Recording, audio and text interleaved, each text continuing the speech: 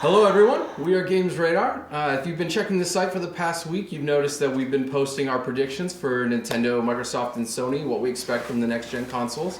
That's got us all riled up, so today we decided to come and talk about that. Henry, you wrote the Nintendo predictions. What do you expect from the next gen for 2013? Well, sort of current gen-ish. Yeah, they're kind of... Also current gen. Yeah. I mean, we're kind of current gen now. The Wii U is out. It's there. What do you expect, though? Nintendo is in such a weird position. Like, it was the easiest one to, like, predict because they've already set out their whole year, and they had that Nintendo Direct video stream last month that basically, like, they were saying, no, the Wii U, it's not dying. It's got all this stuff. It's a totally relevant system right now. Yeah, so... Look at these 4 games. Yeah. They aren't really ready yet. I can't show them to you. But look at the names of the franchises. But yeah, so the Wii U was off to kind of a rocky start. Like it sold all right, but some people are like saying this is the end of Nintendo. This is its Dreamcast RA, which is way too early to say that, and it's selling better than the Dreamcast did anyway. So my question is, when do you predict we'll start getting the things that we were supposed to get at launch, like Wii TV? Yeah, That's out. Is it out? Nintendo It's TV just is sort of- out. It doesn't work the way it was billed. I got all excited and loaded it up, and it was just like, man, this just doesn't function the way I want it to. Yeah. This isn't DVRing. When do you my think we'll get episodes of my the promised functionality of this? Well, there's the spring and summer updates that are planned, so I'm hoping by the summer update we'll get that functionality. So The right launch before functionality, E3, right. yeah, the launch functionality. Well, it was the same deal with like their launch window games had some really good looking games in it, such as Wonderful 101 and Pikmin 3. Neither of which, if we're lucky, will be out before E3. Right. So What do you think we'll see at E3 though? Well, E3 is going to be, that's do or die time for Nintendo, really, because E3 should be when their competitors show all the games for their new stuff, and if they do it like every other E3 has gone, Nintendo goes last. So the real hope at E3 is to be like, well, all our competitors may have prettier looking launch games, but launch games suck, or they're not as good as... Remember how bad our launch games sucked? Yeah, remember those crappy launch games we had? So their games are going to be a year into it, so they're going to be like, this is a fully fledged new 3D Mario from Team EAD, the guys who made Galaxy and 3D Land. Here's new Mario Kart. Everyone loves Mario Kart. Here's Bayonetta 2 maybe. Here's Smash Brothers, at least a video of it to prove it exists. So that's a lot of first-party games. Yeah. Well, because Nintendo kind of... Third parties are really starting to distance them. I'm kind of So they're already distancing themselves from the Wii U, do you think? I think so. Well, in the time since I wrote the predictions, and now Ubisoft and a couple other third-party publishers put out their year-end results, and Wii U games were not high on their list. And I believe I read a news story today that said in the UK, Wii U game sales were lower. The total Wii U game sales were lower than total Vita game sales, which shows you how bad it's doing there. So, I mean, in fairness, the Wii U's install base isn't.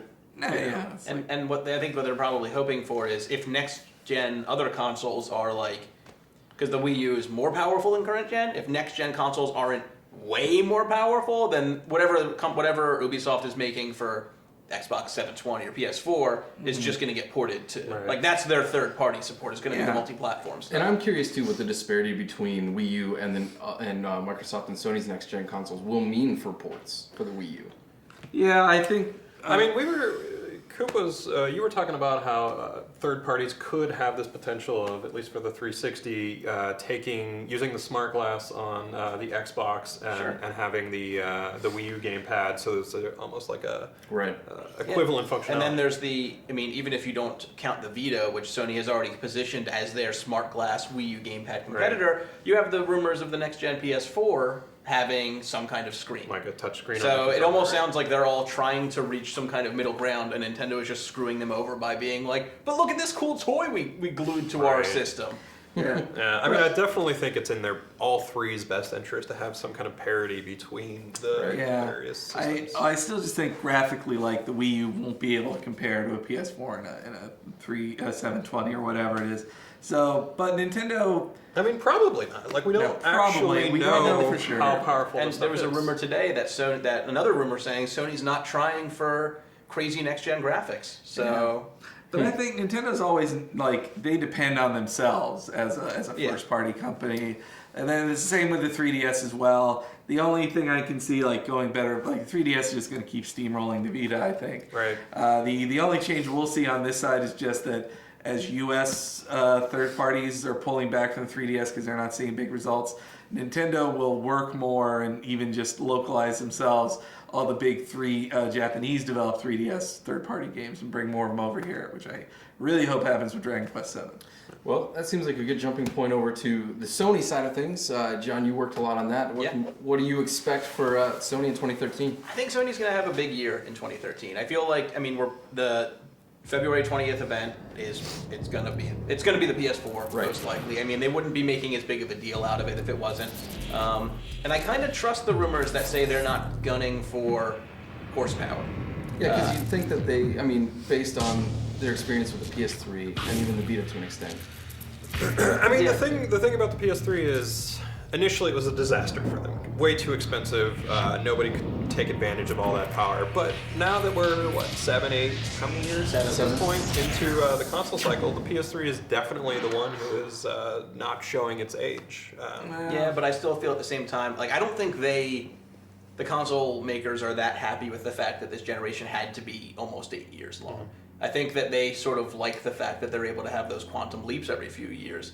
And also just in terms of the economy 7 years ago was stronger than the economy today, and even though we all knew that $599 was a really bad price point, it still sort of it was good. It was outlandish, but nowadays that would be more outlandish. They just couldn't do that. So I don't think they're going to be pushing the crazy horsepower. It'll still be stronger. You think that's true? Because you get how much is the most recent Google tablet? I feel like tablets are crazy. They're expensive. but there's the iPhone is $600, $700. If you buy it, if you sign a contract. Well, if you sign a contract, most but people $400 otherwise. But the current sweet spot for tablets is about $300, $400. Same with phones. So going much, much higher. And Sony saw with the Vita, that Vita was priced where 3 years ago, when they announced the Vita's price, or 2.5 years ago, that seemed like a good price. And by the time it came out, it's this is a lot of money. So I think they're going to try to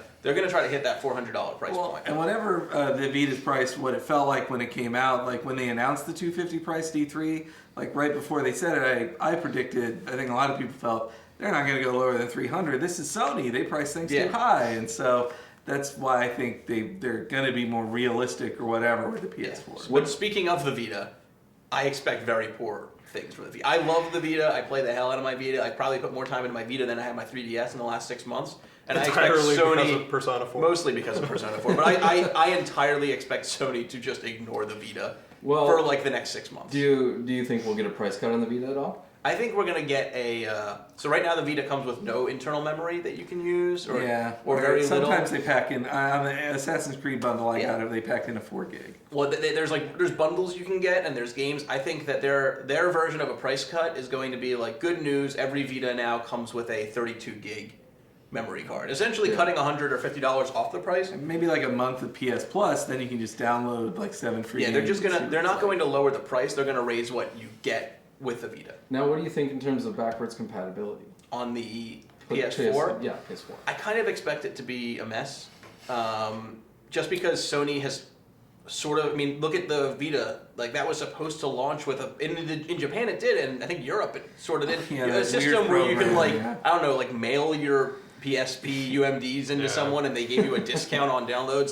Thinking about how big of a mess it was then makes me think that it's just going to be worse now. Well, I wonder too how much the cell architecture of the PS3 will play into the ability of the backwards compatibility of the PS4. I think the thing about backwards compatibility is you kind of need it when you're launching new hardware as a bridge to go from the PS3 to the PS4. If you can't play PS3 games, then the PS4's inevitable weak initial availability of titles is just going to be even more apparent. So it's you need to be able to play PS3 games on the PS4. Speaking of titles, what about launch lineup? Any predictions there? So my theory, and I know it's wishful thinking, is that all of these games that have sort of vanished for the last few years have been the publishers being this game would sell 2 million copies now, but if we hold it for next gen and make it a little prettier, it'll sell 1.5 million copies, but be the biggest thing ever, and we can make a million sequels. Yeah. So I feel like Beyond Good and Evil, Last Guardian,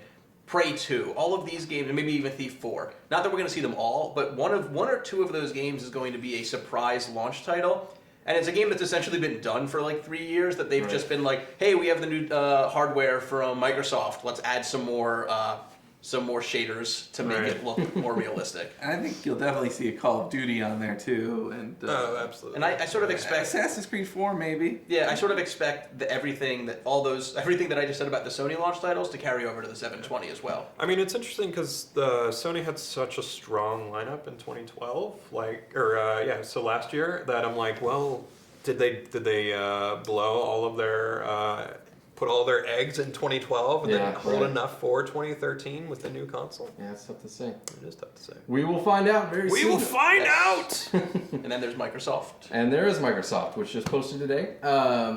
I fully expect it to be revealed in March, right around GDC, probably like their own little keynote address prior to GDC. It'll be like Microsoft Hardware Update will be the title of the panel. And they're like, Steve next Ball, Xbox. Super boring title. Yeah. No way, Steve Ballmer runs out like, hey guys, look up! I think a March announce. I mean, it gives them time to analyze Sony's February 20th announcement. Maybe take a few cues from them, see what they can do better to try and steal their thunder.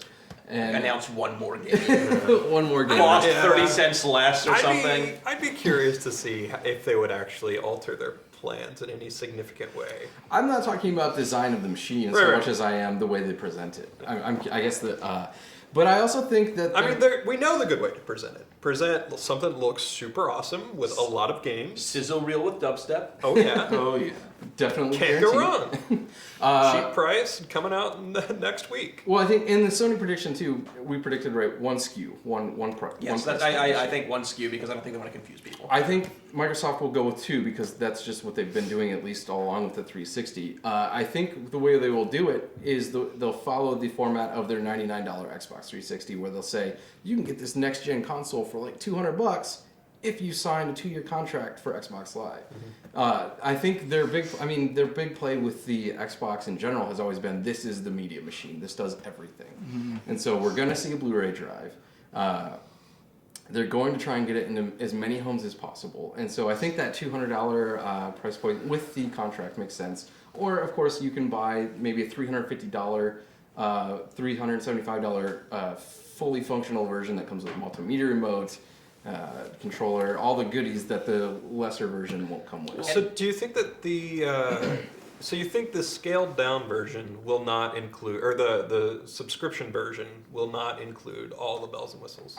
Because it seems like they'd want to really hook you with. I think it will come with Kinect. I think even the cheaper one will come with Kinect because that is something they want in every house. Yeah, because they could even the $99 version now comes with Kinect. Yeah, I mean they could do because an iPhone, like you're getting the same iPhone either if you pay, however $500-600 whatever it is, as you are getting the $200 version with it's the same phone. They're going to subsidize the cost through those Xbox Live monthly fees. But you got to think they're going to also have a Kinect 2.0, right? It's not just going to be the Kinect. No, I think both. Yeah, I think both will launch with the new revamped Kinect. I think that Kinect's going to stay the same. They put way too much money into that. They've already shown how it can be updated through software. Kinect 2.0, what is it going to do differently? You're not I still don't think an extra camera, better tracking, tight a little bit. We've already seen that the issue with Kinect is more that one-to-one gaming just doesn't work. We aren't physically fit enough to swing a sword. It just doesn't work. Gamers don't actually want one-to-one gaming. They want casual games that are made a lot more intuitive and fun with a camera. And I feel like they could. That way, Microsoft loves their SKUs, so they could have a $99 version that doesn't come with Kinect because you already have a Kinect, because there's really no benefit to having two of them. The only thing is that what they might do is Kinect 2.0 could just be a smaller, lighter version of Very Kinect possible, that is otherwise exactly the same. It just maybe it's tiny and can clip onto your TV or something. There's also the interesting topic of requiring a constant internet connection and also the blocking of used games. And I don't think it's going to do either of those things. In my mind, their initial goal with the new console is to just get as many people to pick that up as they can. And those are two things that will definitely turn people away. especially if Sony doesn't follow suit on either of those. People will flock to the PS4 as opposed to the new Xbox. So, I mean, I don't think they'll do either of them right away. I'm sure the Xbox will come with the capability to do either of those things. Yeah, there's going to be like a secret something... microchip in the PS4 and the Xbox that they're just like waiting to hit a giant oversized switch. Once everybody's got a new PlayStation and the new Xbox on their shelves, maybe they can flip a switch. Yeah. Like, now it's always online or something. But. Right, it'll be all in the spin of how it's like, oh, you'll be able to play your favorite games better and faster. Yeah, I could see at least without actually being better. I could see at faster. least a uniform approach of like every game has an online pass now. At least like that's just a rule that you can't have a 720 game that doesn't have an online pass. A system, yeah. And we were talking about this on Radio Radar, where it's like. Our weekly podcast. Our weekly podcast. Just the idea that the online functionality now has the ability to really destroy gaming. That's a good point. If it's not handled well, gaming market will crash.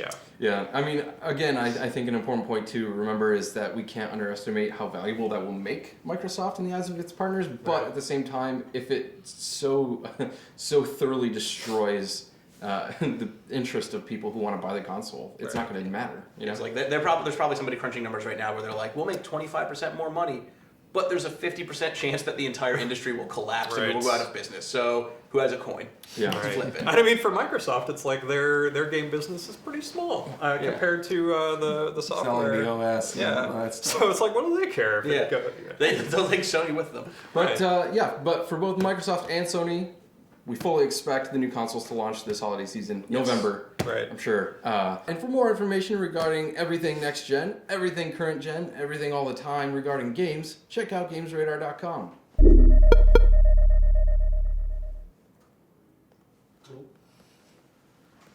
Take your shirt off.